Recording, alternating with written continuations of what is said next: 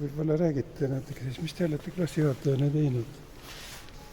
Ma olen olnud klassi juhatamises kaasatud 5 aastat ja mäletan nii hästi, kui ma esimese klassi sain, siis mult küsiti 3 korda, kas ma seda tööd teha tahan. Ja ma ütlesin 3 korda jaa. Ja ütleme siis nii, et ma tegelikult olen õpetanud ikka juba pea 20 aastat, siis see oli üsna õpetlik olukord. Ja nüüd on mul siis teine lend, keda ma kasvatan või õpetan ja kellega ma siis koos tegelikult kasvan. Ja selle võrra on lihtsam, et mul on juba olemas selle kooli nagu traditsioonitaust ja ma tean, kuidas üldjuhul siis klassijuhatamise reeglid välja näevad. Aga võib-olla siis need erisused, mida ma võib-olla ise teen, mida ma ei ole väga palju teistega nii-öelda näinud, on see, et mulle meeldib elada huvitavat elu ja need asjad, mis on igavad, siis neid ma pigem püüan vältida. Ja sellel sügisel ma tegin esimest korda lapsevanemate koosoleku siis. Ja lapsevanemate koosolekust sai klassikoosolek. Et jagasin oma klassi Fortuna abil gruppidesse ja meil oli siis seltskond, kes vastutas näiteks teabe eest, et teave oleks kenasti kohale jõudnud. Meil oli seltskond, kes tegeles suupistetega, meil oli seltskond, kes tegeles koolituuriga, sest meil on imekaunis koolimaja ja üldjuhul lapsevanemate koosolek läheb teatud trajektoorist nagu punktist A B-sse ja tagasi ja seda kooli väga ei nähta. Siis oli mul seltskond, kes vastutas meelelahutuse eest.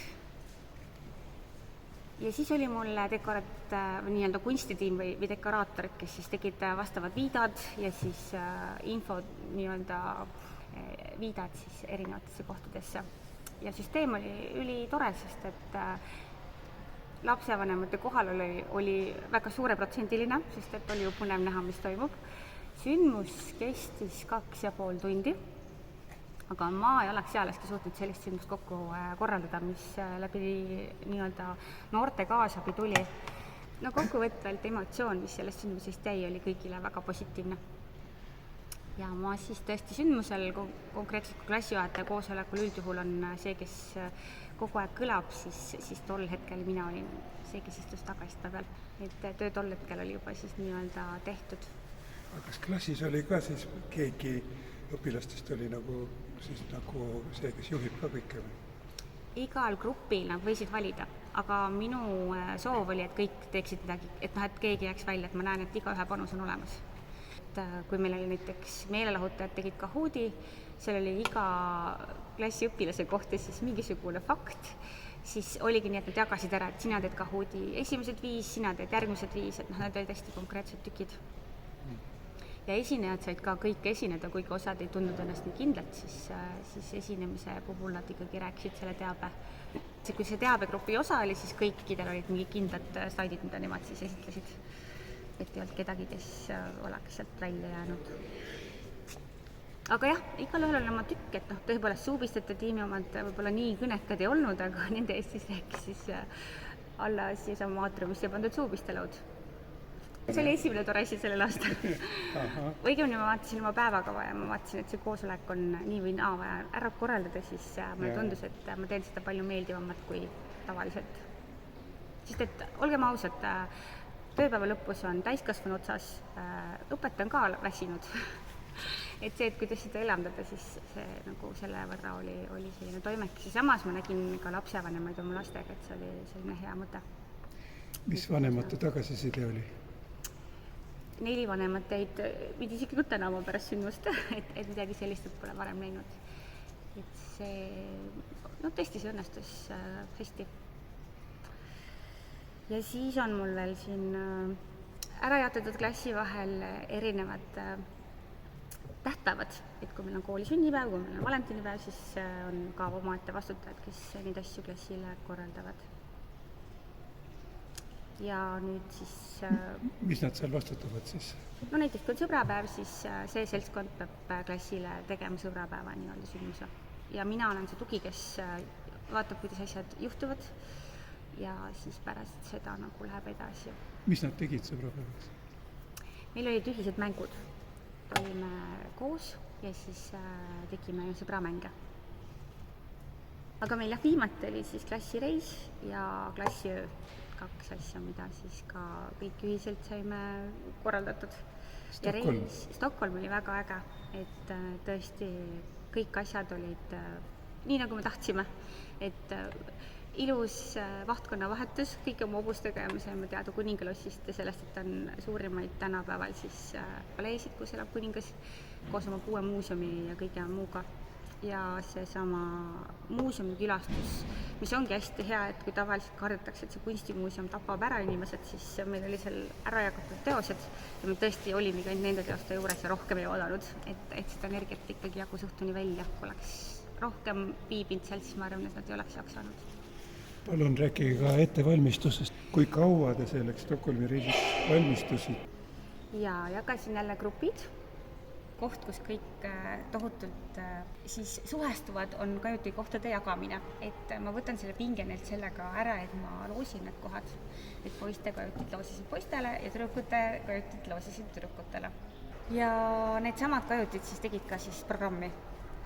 Et kui kajut oli ära jagatud, siis nad teadsid, et neil on Stockholmis vaja teha üks koht, no näiteks Alfred Nobeli muuseum, siis oli vaja teha Moderna museetis üks teos, siis nad jagasid omavahel ära, et kas nad teevad kõik korraga või teevad ühe kaupa ja siis üks seltskondlik mäng. Ka klassipaketiga saime seminariruumi laevas tasuta. Siis käisime juurde, nii et meil oli 2 tundi minekul seminariruumi aega ja 2 tundi tulekul sedasama aega, et siis need seltskondlikud mängud olid seal, vastavalt siis osad grupid minekul ja osad grupid tulekul. Ja siis linna peal ka, et kui meil oli esimene õhtu, mis tavaliselt õpetaja jaoks on see murekoht, siis esimesel õhtul nad kordasid oma neid etteasteid, mida nad peaksid linnas tegema, mitte ei tegelenud tralli ja tagaajamisega, sest neil oli ülesanne. No suures plaanis ma ütlen, et need kohad, mis tavaliselt õpetajaks on keerulised, siis nad olid suhteliselt mugavad, et ma ei pidanud neid mööda laeva taga ajama, vaid. Ja need mängud olid kihvtid, mida nad ise välja mõtlesid. Et näiteks üks mäng, mis mulle väga meeldis, oli anagramm klassinimedest. Ja mina olin, kas ma olin Lahe suusailm või?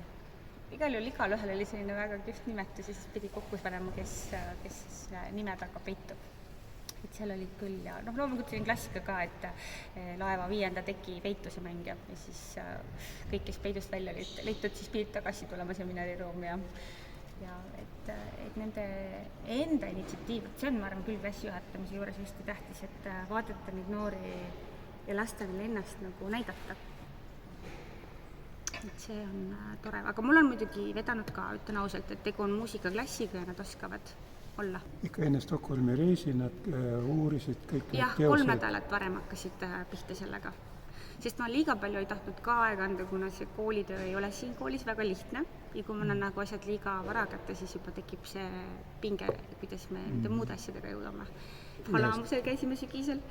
Ja meil oli tore see, et me saime esimest korda oma koolis õppekäikude päeva, kus siis kõik õpetajad olid vabad, jutumärkides muidugi, aga me tegime koostööd siis ajalooõpetajaga ja kui me läksime, siis ajalooõpetaja rääkis tee peal Eesti lipust ja Põltsamaast ja kui me tulime tagasi, siis teilt tuli väga hea mõte, et see kevade film võiks ju, kuna bussis olid olemas ekraanid, et siis me võiks seda vaadata, nii et ostis sealt filmi ja me vaatasime tagasi tulles kevadet. Ja siis me käisime ka Loomapargis Eistveres.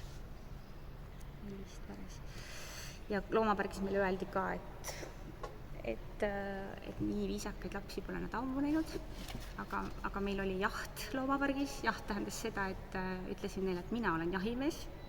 Loomadele ei meeldi lärm, neile ei meeldi jooksmine ja kõik need asjad, mida tavaliselt lapsed teevad. Et nüüd on selline lugu, et mina jälgin teid. Aga ma ütlen, see on hästi tähtis, kuidas õpetaja seda sõnastab. Et kui ta ütleb, et ära, näiteks näitusesaalis mina ütle kunagi, et palun ärge puutuge kunstiteoseid, sest see on esimene asi, mida teha tahaks, on see, et käsi sinna külge kohe panna. Siis ma ütlen, et täna me mängime pingviine, käed on selja taga, rind on kummis ja siis me käime siin. Ja siis ei teki seda tunnet, et uhke pingviin on ju palju parem olla. Kommunikatsioonist algab kõik. See on asi, mida õpetajad väga palju ei õpi. Et mul oli õnn seda Tallinna Ülikooli BFM-is saada ja see aine on küll asi, mida võiks tegelikult iga õpetaja saada. Mis on kommunikatsiooni ABC ja kuidas siis teha see nii selgeks, et kõik saavad aru, kus, kuidas ja mida. Klassis ka ma tavaliselt hästi palju kordan, et on e-kool, suurine ülekordamine, nende poolt küsin üle, mis te teada saite, mis see on, et kui ma näen, et see asi on nagu hästi ära korratud, siis see üldjuhul ikkagi juhtub ka. mis seal BFM-is siis õpetati esiteks, teiseks, kolmandaks kommunikatsiooni kohta? Oluline on jah see, et sa tead, kes on sihtgrupp, lapsega sa suhtled ühtpidi, täiskasvanuga teistpidi. Nii mina oma lapsevanemaid üle ei kuhja, sest et ma tean, et keegi nagunii, et kui ma peaks iganädalaselt neile kirjutama ja meil juhtub küll igast asju ja võiks kirjutada ka, aga täna ma arvan, et see pigem on nagu müra, et ma kirjutan siis, kui on vaja kirjutada. See on nagu esimene asi. Teine asi on kommunikatsiooni puhul jah, et kui sa lapsega räägid, siis seal on hoopis teine tasand, et ei tasu võõrsõnu kasutada ja et sa pead aru saama, et ta sai aru. Ja see kommunikatsioonil on veel päris palju selliseid detaile, aga seal jah seletas ära nii interneti kui sotsiaalmeedia kui ka siis nii-öelda tavapärase. Minul ei ole näiteks lapsevanematega nii-öelda vestlusgruppe ja jälle seesama asi, et muidu see hakkab koormama, et kui ma peaks nagu igat pilti seal läbi mingisuguse vestlusgrupi, et see on jälle tegelikult kommunikatsiooni üks vigasid, et lõpuks ei ole õpetajal vaba aega ja lapsevanem on kogu aeg kuskil kinni. Me saame tegelikult hakkama selle meilivahetusega. No üks teie kommunikatsiooni nipp on piltlikkus ju, kui nagu pingviinid ja nagu jahimehed. Jah, ja see on ka lapsele aru saada. Võib-olla see on ka olnud tore, et ma küll selle klassiga nüüd ei ole teinud, aga eelmisega ma tegin, et arenguvestlusi küsisin nende top-õpetajaid, et tavaliselt on ikkagi see, et see õpetaja ei sobi ja toodad seda nagu halvasti ja siis temaga on ka veel nagu jamasti ja fookus läheb selle peale, kus siis on nagu probleemid, mitte selle peale, kus on nagu väga hästi.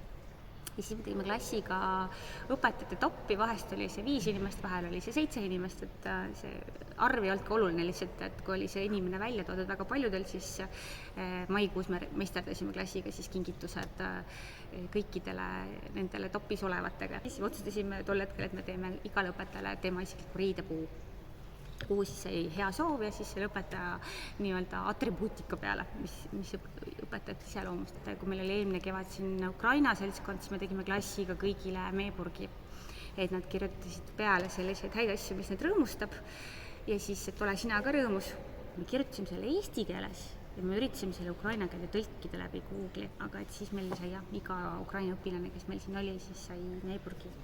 Et see headuse õpetamine ja märkamine ja see oskus on mulle hästi oluline, sest et seda tuleb teha järjepidevalt, et see ei tule nii välja, et täna ma oskan öelda midagi viisakalt või oskan öelda midagi hästi, vaid see on selline tõeliselt nagu suur töö ja kui ma eelmises klassis võtsin suhteliselt poole aasta pealt üle selle klassi, siis seal oli üks väga keeruline kiusamisjuhtum sees ja kui ma 9. klassis nendega lõpetasin, siis ma palusin igal ühel kirjutada midagi head, ehk siis mis on selle õpilase kõige parem, siis see kiusatav kirjutas kõige pikemalt iga ühe kohta ja ma mõtlesin, kust ta selle energia nagu võttis või kust see tuli, et tõesti ta oskas nii hästi nagu kirjeldada oma kaasõpilasi, et see süda oli tal sellise hea koha peal. Ja aasta lõpuks nüüd palusite ka neil kirjutada häid soove? Ja seda ma teen ka süstemaatiliselt. Ja nende üks hästi tore soov oli, mäletaks vist jõuludeks. Ja siis me kirjutasime vist ka nimedega ja üks õpilane kirjutas, et õpetaja, aga teil on meiega ka vedanud. Ja siis ma sain aru, et tegelikult nii ongi. Ja oluline, kuhu sa fokusseerid. Kas sa võtad selle vigade poole või sa võtad selle nii-öelda sära poole. Eelmise klassi meil oli vist esseesid vaja kirjutada kooli kõnevõistlusele, mis teeb tänapäeva noored Eestis tugevaks ja üks ka üsna sellise keerulise looga noormees kirjutas hästi toreda loo sellest, kuidas täna on noored kõige empaatilisemad läbi ajaloo nagu iial olnud, et me tõesti tegelikult täna ju kasvame koos väga erinevalt ja meil neid stereotüüpe enam ei lubata alla võtta ja mina olen ka oma pensionifondi koha pealt üsna rõõmus, et tõesti see ühiskond või see generatsioon, kes praegu tuleb, on läbi aegade empaatiline ja läbi aegade siis märkav.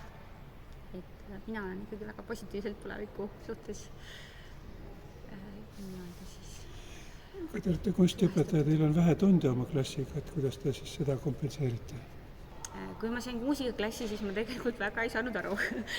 kes mul on ja need noored tõesti on õhtuti väga hõivatud, neil on trennid, neil on muusikakoolid, neil on laulukoorid ja siis ma mõtlesin, et oot, kuidas ma siis nendega kohtun, aga kus on probleem, seal on lahendus, nii et sellel aastal ajalooliselt jälle esmakordselt saime me koolis kokku 6:30, me tegime klassi hommiku, sest meil oli vaja harjutada ühte kava ja jõime kakaod ja saime siin olemas, ehk siis see aeg on väga suhteline. Et see on igas ühes kinni, et seda võib olla väga palju ja võib olla väga vähe, täpselt jälle nii, kuidas inimese vaade on, et nüüd olen mina peale ka siis olnud klassi hommikul, kuna õhtuti selgus, et me ikkagi ei saa kohtuda. See 6:30, hommikul kell 6:30 ja siin koolis saime teada, et söökla tuleb juba 6 siia ja siis otsustasime, et uksed on lahti, siis jah.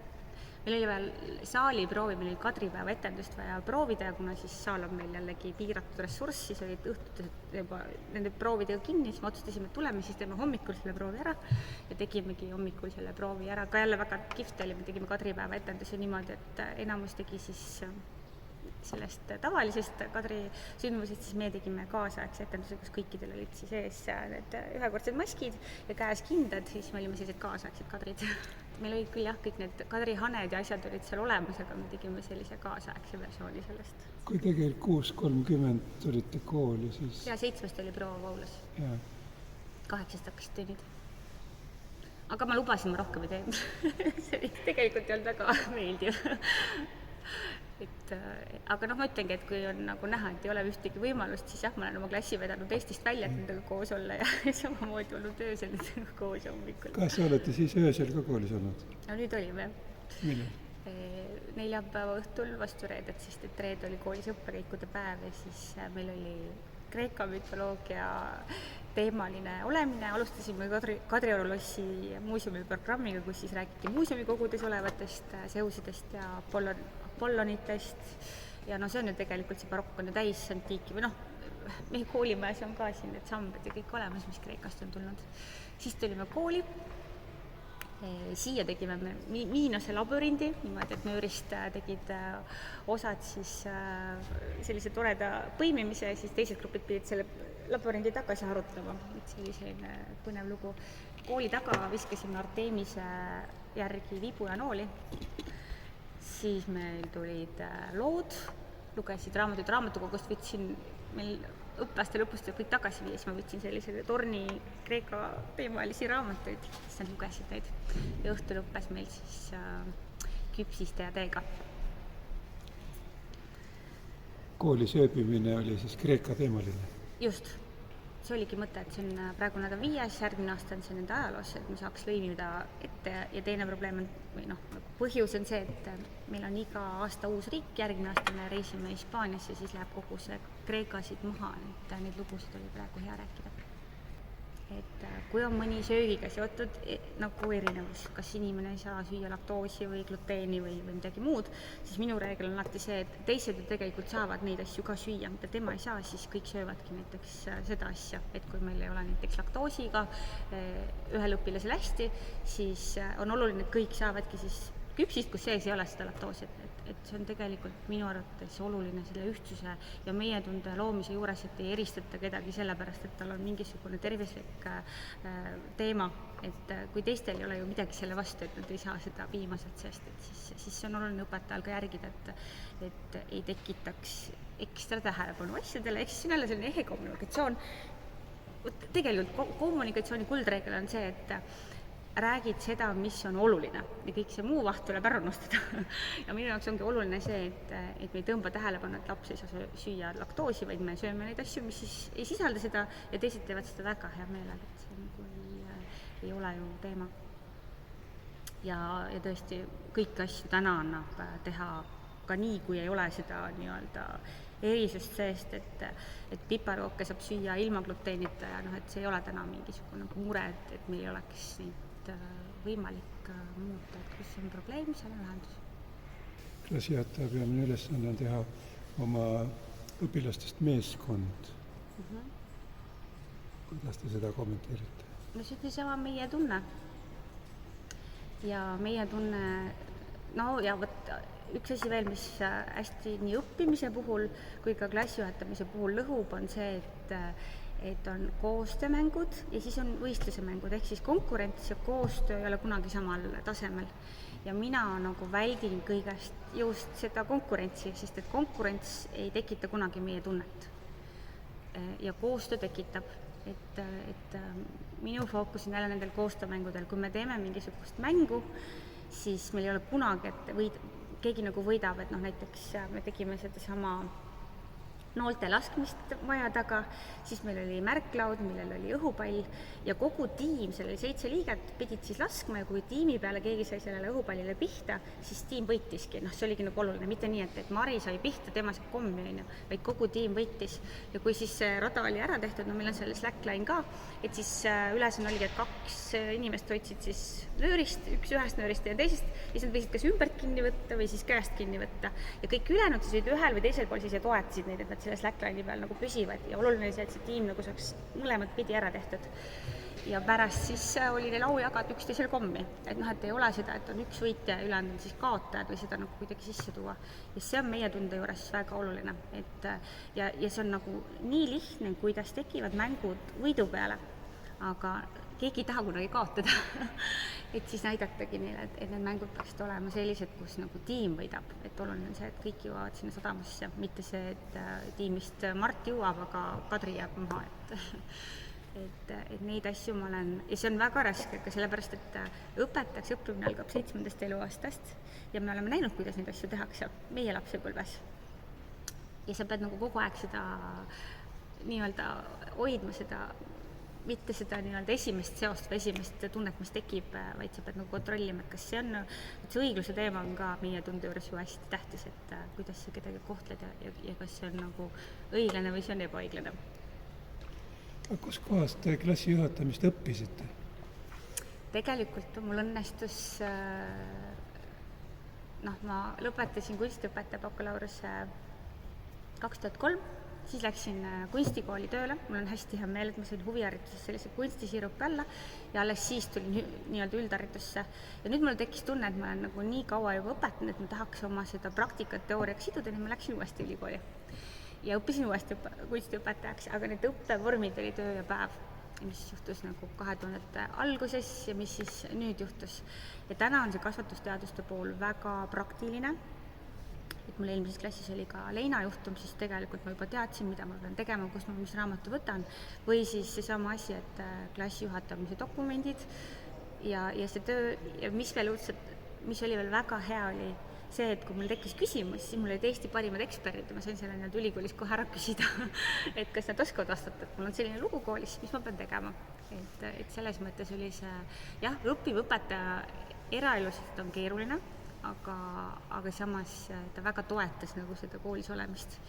Et see õpe kindlasti rikastas minu nagu õpetajaks olemist. Kui te teinekord õppisite, siis tudengid olid põhiliselt juba töötavad õpetajad? Nii ja naa. Et on ka otse nii-öelda bakalaureusest tulevaid, aga enamus ikkagi on need täiskasvanud, kes juba midagi teavad. Ja nende käest oligi hea küsida? Ma ikkagi piinasin õppejõuda. Ja kuna ma tean, et Greta Arro ja et mul selles mõttes olid seal Eesti head nimed võtta, et Tuuli Vellamaa on super hea kogu selle vaimse tervise poole pealt ja Leina poole pealt, et need loengud olid väga kasulikud. Aga ei, seal on palju. Ma ütlen, et kogu see tänase õpetajakoolitusest kõik õpetajad saavad sama paketi, vahet ei ole, kas sa oled kehalises või matemaatikas või füüsikas, kõik saavad selle sama aluse. Et see ajupõhine õppimine, mis täna on, see on tegelikult väga-väga hea. Mis nad meeskonna kujundamisest rääkisid? Sealt ma isegi seda nii palju ei saanud, sest ma arvan, et see klassijuhataja tükk on ikkagi väga põgus kogu selle üldmahu juures, sest seal ju tehakse üsna väikse ajaga väga suur tükk õpetajatele selgeks. Aga meeskonna töö ma võtsin ise seal kasvatusteaduslikuks uurimustööks, sest see on ühe nii-öelda kursuse lõpp. Ja minu jaoks oli probleem see, et mis on vahet grupitööl ja grupitööl ja miks üks grupitöö töötab ja miks teine üldse ei tööta. Ja seal on väga peen tehnika, kuidas sa saad tiimi tööle. Et kui sa annad seltskonnale tehtagu, siis ongi nii, et nad viskavad täringut, sina kodus teed ära ja meie lihtsalt vaatame nagu telefoni. Et kuidas see tööd toimiks nii, et kõik saavad teha. Ja siis ma sain kohe praktika. Klassis oli vaja teha teeme ära puhastust ja ütlesin klassile, et nii, siin on svaamid, siin on puhastusmaterjal, palun tehke see klass korda. Tüübid möllasid klassis umbes täpselt 15 minutit, ütlesid, et on korras ja kadunud klassist. Ja siis ma vaatasin 2 korda hullemas seisus klassi ja mõtlesin, mida ma tegin valesti. Aga siis ma sain aru, mida ma valesti tegin. Järgmine aasta olin juba palju targem. Tegin siis erinevad loosilipikud, 3 punast tooli, 2 lauda, 2 aknalauda ja siis nummerdasin kõik ära, mis asi see peab tehtud olema, mis on selle konkreetse tükk. Nad tõmbasid loosiga, et siis mina ei öelnud neile, vaid loos ütles neile, mida nad tegema peavad. See on esimene asi, mis nagu töötas. Ja siis, ja tõesti, siis ma nägin ka, et tõesti klassis oligi korras, et väga konkreetselt peab olema tükk. Jälle kommunikatsioon, kui sa saad aru, et sa pead tegema kõike, siis sa tegelikult ei tee midagi. Ja kui sa saad aru, et sul on vaja 2 tooli teha puhtaks pealt ja alt, siis tõesti need nätsud korjati sealt ära ja see tool oli puhas. Et võt, see on nagu see meeskonnatöö nagu olulisus, et oleks asi mustvalgelt selge. Et meeskonnatunnet saab kujundada ka päris tavalises kunstitunnis. Absoluutselt saab. See sama grupitöö. Ja.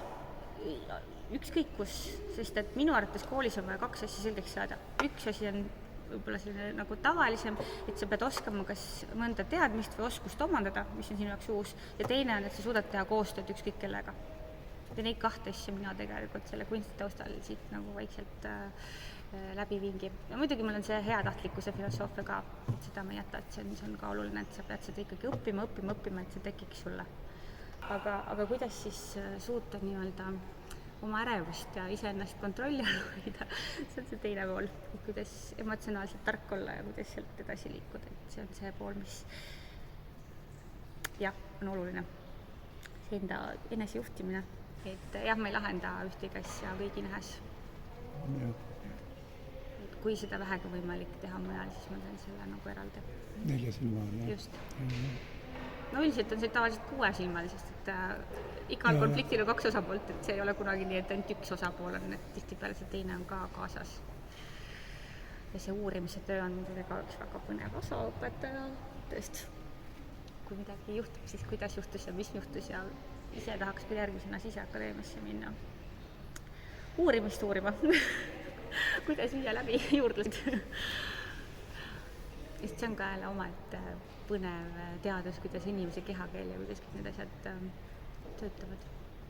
Hea harjutada, soovima head, tegema koostööd ja sealt kujuneb. See ei ole lihtne, see on üsna sükene järjepidev ja kogu aeg tehtav töö, aga ma olen vilju näinud ja tean, et need viljad tulevad nii või naa, et see puudutus, just see ongi seesama see õpetaja nii-öelda maagia, et see tegelikult toimib. Et saab harjutada. Ja sa saad mõjutada, sa saad muuta selles mõttes maailma. Et isegi kui lapsel on kodus väga-väga keeruline, aga sa nagu vajutad õigeid nuppe, siis sa tead, et temast kasvab teistsugune inimene. Tuleb ühel hetkel sealt kodust välja, et ta saab ise otsustada, kuidas ta edasi liigub. Et see on see koht, kus õpetaja tegelikult saab päris palju mustreid ära murda. Aga see on keeruline, see ei ole nagu lihtne, see ei ole nii-öelda ühe lausega kokkuvõetav töö, vaid see on selline järjepidev näitamine. Mitu aastat peab koolis töötama, et ära näha see, et su töö mõjub? Sinu klassijuhataja töö mõjub? No üldiselt inimene olmuse juures on asjad juhtuvad siis, kui millestki ilma jääb. Et ma kardan, et ma otseselt tegelikult isegi võib-olla ei näe seda nii-öelda seda vahetut, ma näen küll vahetut mõju ja ma näen, kuidas nad omavahel toimetavad. Aga see päris teadmine ikkagi tuleb mingi distantsiga. Või lõppkokkuvõttes, kui õpetaja teab, et see mõju on olemas, siis see mõju on olemas. Kui sina tunned, et see juba muutub, siis see on tegelikult kui ma ei taha halba näha, siis ma tegelen nii-öelda selle suitsuandurit üles panemisega, mitte kustuti lakkamatult käes hoidmisega. Et kui suitsuandurit on üleval, siis tegelikult juba saad ju enne jaoled, kui see tulekahju lahti läheb.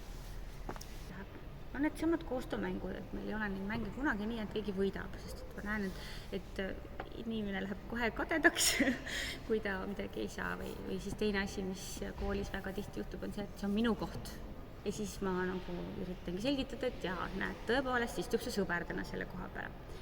Võin sulle anda teada, et see tool ei ole tegelikult sinu tool ja see laud ka ei ole ja see ei ole isegi mitte meie kooli tool, vaid see kuulub Haridusamet.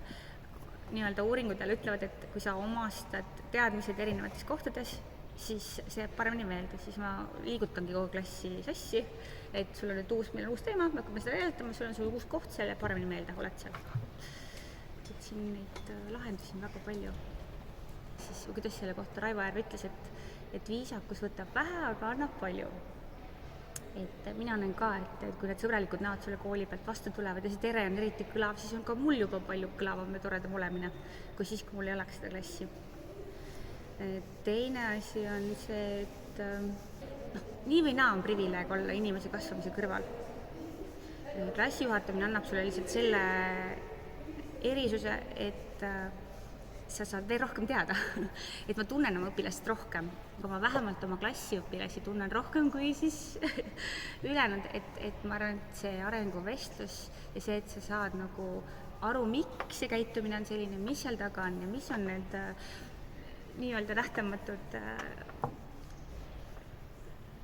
teadmised, sest et igal asjal on põhjus ja kui sa saad aru, kui sa vähegi on võimalik aru saada, mis see põhjus on, siis sa mõistad ka paremini. Et see on ka asi, mis klassijuhataja tööd kindlasti rikastab, et sa saad endale päris suure hulga tuttavaid juurde. Nendega koos olemine on jälle selline väga rikastav ja eriti, kui sa lubad õpilasel ennast näidata ka. Et kui sul on nagu see, et mina ütlen, et nii ja nii ja nii, nagu ma alguses tulin, sest mul oli tunne, et õpetaja ütleb ja õpilane teeb, siis mulle öeldi kohe ära, et see on nii ei käi. Siis ma nagu vaatasin teistpidi asju ja nüüd ma olengi aru saanud tegelikult õpilase, kuidas see on, et laps räägib siis, kui kana pissib, et see tegelikkuses on vale.